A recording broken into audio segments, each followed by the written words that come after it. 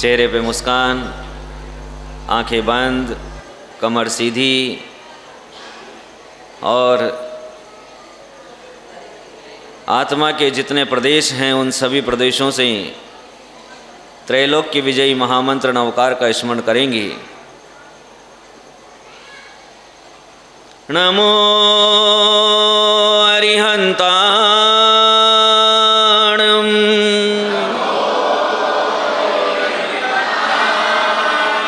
नमो सिद्धाणं,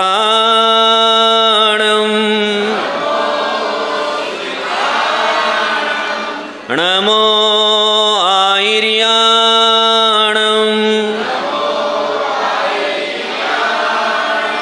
नमो उवज्झायाणं,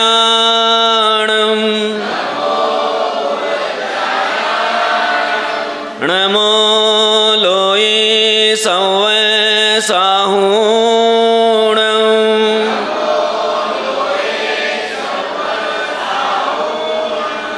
जय बोलो देवादिदेव श्री एक हजार शासन नायक प्रभु श्री महावीर भगवान की।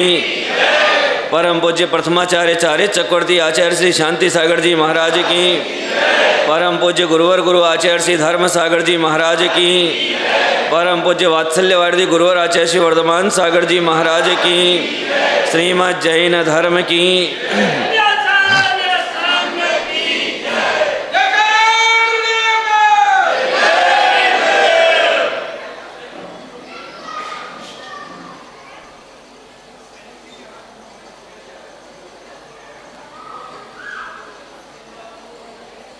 एक छोटा सा बालक बड़े महाराज का कमंडल लेकर के मार्ग दृष्टा को मार्ग दिखा रहा है। वो बालक कह रहा है, चलिए गुरुदेव मैं आपको मंदिर के दर्शन कराता हूँ। उस नन्हे से बालक का कल तक कोई पूछने वाला नहीं था।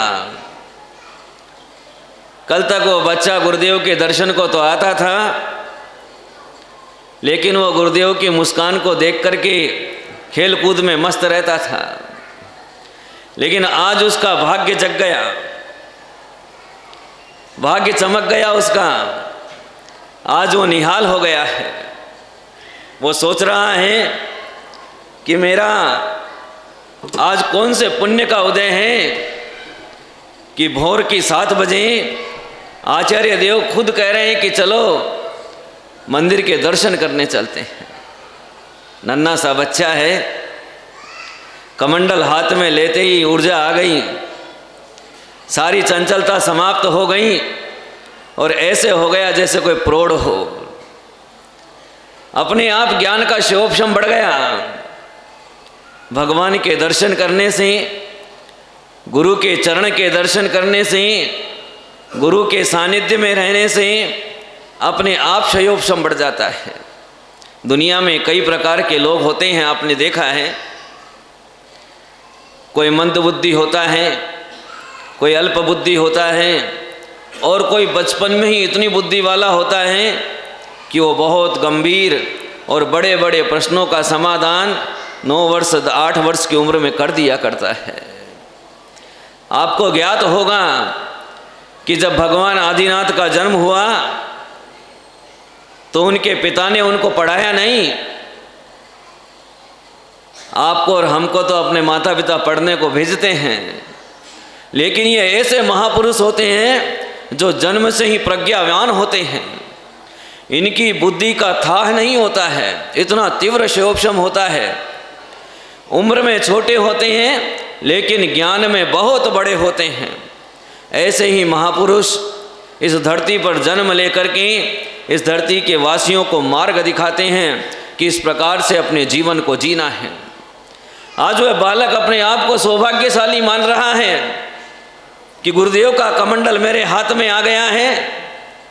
अब तो उससे खुशी दबाई नहीं जा रही है और हाथ में कमंडल लेके और गुरुदेव की उंगली को पकड़ने का प्रयास करता हुआ, चलो चलो मैं आपको दर्शन कराता हूँ, बड़ी खुशी से बोल रहा है।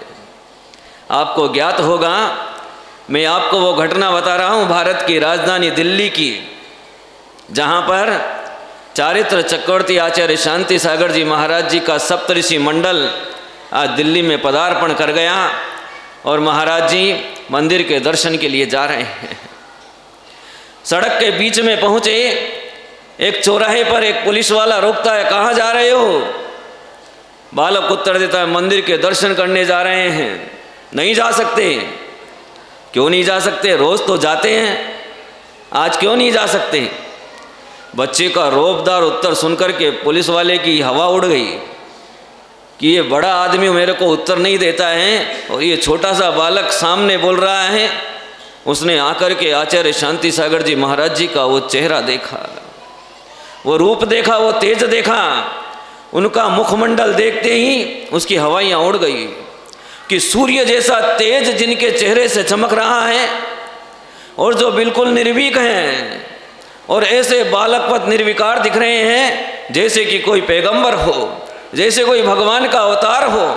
और उस रूप को देखते ही, उस यथाजात मुद्रा को देखते ही वह नतमस्तक हो जाता है, नतमस्तक हो जाता है, चरणों में गिर पड़ता है। लेकिन उसको अपने कर्तव्य का ख्याल है। नहीं गुरुदेव, आप आगे नहीं जा सकते, आगे नहीं जा सकते। क्यों, क्या बात है? गुरुदेव, सरकार की ओर से नग्न मुनि के विहार पर प्रतिबंध लगा हुआ है। आप इस देश में कहीं पर भी सड़क पर नग्न नहीं घूम सकते हो। अच्छा, मैं नहीं घूम सकता? हाँ, आप नहीं घूम सकते हो। अब क्या होगा? अभी जैसे मैं होता, आप होते तो बोलते ठीक है, घर चले जाते हैं, मंदिर चले जाते हैं। ठीक है, महाराज जी ने कहा ठीक है भाई, तुम्हारे शासन का नियम है और मैं भारत का एक अच्छा नागरिक हूँ, मैं भी इस भारत की सरकार के नियम का पालन करता हूँ। यदि आपकी सरकार का नियम है कि मैं सड़क पर नहीं घूम सकता हूँ, सड़क पर आगे नहीं जा सकता हूँ, तो मेरे तो पीछे भी सड़क है, दाएं भी सड़क है, बाएं भी सड़क है। मैं तो न इधर जा सकता न इधर जा सकता। तो आचार्य श्री वहीं पर ही आसन लगा करके और प्रतिमा योग में बैठ जाते हैं कि तुम्हारे नियम का पालन कर रहा हूँ, तोड़ नहीं रहा हूँ। अब वो पुलिस वाला वो डर गया, अरे ये साधु तो यहाँ बैठ गया।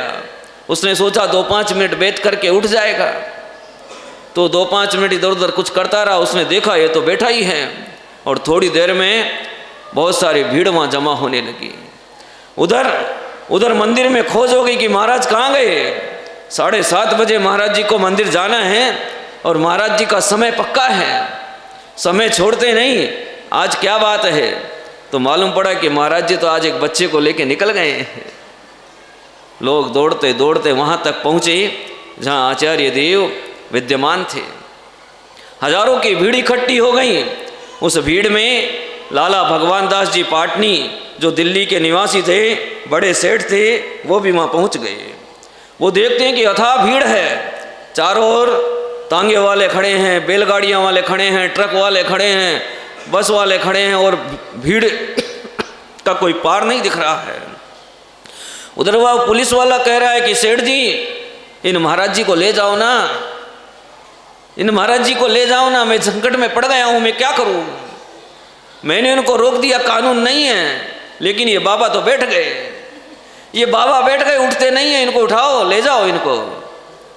महाराज जी तो अपने धुन के पक्के थे, अपने धुन के पक्के कि नहीं, मैं तो नियम पालता हूँ, आपकी सरकार का नियम नहीं तोड़ सकता, आपने बोला है तो बैठे हैं। और सिद्धानंद के ध्यान में बैठ गए और पल भर में सिद्धों के पास जाकर के आत्म ध्यान में ऐसे लीन हो गए जैसे कि कुछ हुआ नहीं है। इधर लाला महावीर प्रसाद जी ठेकेदार, दिल्ली के जो बड़े ठेकेदार थे उस समय, वो आ गए और आकर के गुरुदेव के चरणों में 2 श्रीफल अर्पण किए और पास पूछताछ करने लगे, क्या बात है, महाराज जी को किसने रोका है। बड़े बड़े 2 सेठ आ गए। पुलिस वाले ने सोचा कि आज तो मेरी नौकरी जाने वाली है, मेरे से बड़ी गड़बड़ हो गई। उसने तुरंत खबर पहुंचाई वाइसराय के पास कि एक नग्न दिगंबर साधु, ये लगता है कि जैन लोगों का साधु है, ये बीच में बैठ गया है। ये बोलता है कि तुम्हारी सरकार का नियम है कि मैं सड़क पे नहीं चल सकता हूँ, जब मैं चल नहीं सकता हूँ तो बीच में बैठ गया हूँ, अब इसका क्या किया जाए। बड़ी गड़बड़ हो गई है। वहाँ खबर पहुँची तो उन्होंने कहा तुम रुको, मैं आता हूँ, आकर के देखता हूँ। तभी लाला रतनलाल जी मादीपुरिया वहाँ आ जाते हैं। उनके साथ साथ सरदारी मल जी गोटे वाले भी पहुँच गए, तो रघुवीर सिंह जी बिजली वाले भी पहुँच गए। ये उस समय दिल्ली के इतने बड़े बड़े आदमी थे जिनकी पहुँच अंदर तक थी, जिनके नाम से ही काम हो जाया करते थे। जब इतने सारे लोग पहुँच गए तो चौधरी जंगीमल जी कहाँ पीछे रहने वाले थे। वो जंगीमल जी भी अपनी तांगे में बैठ करके गुरुदेव के पास आ गए कि आज संकट आया है, इस संकट की घड़ी में मैं पीछे नहीं रह सकता हूँ। और ये सारे दिल्ली के बड़े बड़े आदमी आचार्य सिंह के चारों ओर घेरा दे करके बैठ गए कि हमारे गुरुदेव यहाँ बैठे हैं तो हम भी नहीं जाएंगे। और ऐसा लगने लगा कि पूरी दिल्ली, उस समय दिल्ली में जैनों का बहुत बड़ा बाहुल्य था। सारी दिल्ली के बच्चे से लेकर के वृद्ध तक सब लोग वहाँ आकर के इकट्ठे हो गए। महाराज जी मौन बैठे हैं, कोई वार्तालाप नहीं। महाराज जी के चेहरे पर एकदम ऐसा तेज उभर रहा है जैसे कि पूर्व दिशा से सूर्य उग रहा हो, और वो अपने आत्म ध्यान में शांत पूर्वक बैठे हैं। हजारों लोगों का कोलाहल भी उनके ध्यान में बाधा उत्पन्न नहीं कर रहा है। उधर वायसराय आया, उसने देखा, ओहो, अरे ये सारे लोग तो वो हैं जो रोज मेरे पास आते हैं, जिनको मैंने अनेक उपाधियां दी हुई है। ये तो इस दिल्ली के बड़े बड़े लोग हैं। यदि कोई बड़ी घटना घट गई तो बहुत बड़ा अनर्थ हो जाएगा, सत्ता पलट सकती है। इसलिए उसने तुरंत कानून बनाया कि आज से ये ब्रिटिश सरकार आज से ये घोषणा करती है कि इस पूरे भारतवर्ष में नग्न दिगंबर साधु का विहार रोका नहीं जाएगा। ये सप्त ऋषियों में एक ऋषि का इतना चमत्कार है कि आचार्य शांति सागर जी महाराज उस भूमि पर बैठ गए तो वो भूमि हमेशा के लिए बेड़ियों से मुक्त हो गई। कल वो महिलाएं पूछ रही थी बेड़ी का अर्थ क्या होता है। अरे बेड़ियों का अर्थ हथकड़ी नहीं होता, वहाँ बेड़ियाँ पड़ी थी। इसका मतलब ये है कि जब दिगंबर मुनिराज विहार को जाते थे, मंदिर से निकलते थे, तो उनके आगे आकर के ये सैनिक लोग रास्ता रोक लेते थे कि नहीं, आगे नहीं जा सकते, आपका विहार पर प्रतिबंध है। यही बेड़ियाँ थी। और जब आचार्य शांति सागर जी महाराज इस नग्न दिगंबर मुद्रा से विहार के लिए निकले तो वो सारे राजा महाराजा लोग आकर के इनके चरणों में नमस्कार करते थे कि पधारिए स्वामी, पधारिए, हमारे नगर में आइए, पवित्र कीजिए। बड़ा भारी अंतर हो गया। कल तक तो ऐसा माहौल था कि फूटी आंख नहीं सुहाते थे, और आज महाराज जी को बुला करके बड़े बड़े सिंहासनों पर बैठाते हैं, उनके पाद प्रक्षाल करते हैं। जब आचार्य श्री मुरैना पहुँचे और एक मंदिर के बाहर पाद अपने पैर धोए तो आपको आश्चर्य होगा कि जब महाराज जी उस मंदिर से दर्शन करके बाहर आए तो उस स्थान पर 5 फीट प्रमाण गड्ढा हो गया। 5 फीट प्रमाण गड्ढा हो गया। किसने कर दिया मालूम है? किसने कर दिया? अरे उनके पीछे तमाम जनता आई थी। वो कह रही थी कि ये तो भगवान का रूप है जो आज इस धरती पर आया है, इनके चरणों की रज मिल जाए तो हमारा जीवन सफल हो जाए। तो जिस जगह आचार्य महाराज ने वो पैर धोए थे उस जगह की मिट्टी को लोग खोद खोद करके ले गए, और इतनी देर में, जितनी देर में उन्होंने दर्शन करके बाहर आए, इतनी देर में इतना बड़ा भारी गड्ढा हो गया। इतनी भक्ति आचार्य जी के चरणों में लोगों की थी। ऐसे आचार्य जी जब उस दिल्ली के उस जगह पर पहुँचे और वायसराय ने घोषणा की तो पूरी दिल्ली में महा उत्सव हुआ। वास्तव में दिल्ली में दिवाली तो मनती थी, लेकिन दिवाली का महत्व लोगों को मालूम नहीं था।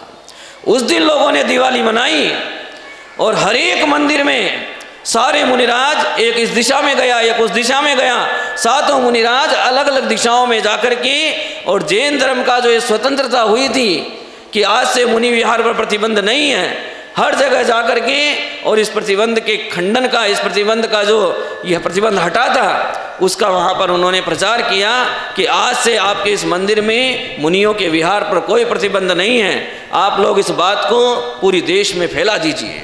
और इसका प्रभाव ये हुआ कि दिल्ली से लेकर के और इधर दक्षिण प्रांत तक जहाँ पर बहुत बड़ी परेशानी थी, उस दक्षिण प्रांत तक सब जगह से प्रतिबंध हट गए और सब जगह मुनियों का विहार जो है वो निर्बाध हो गया।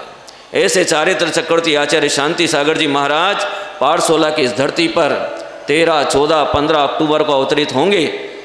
आप सब लोगों का सौभाग्य होगा उनके चरण रज को पूजने का।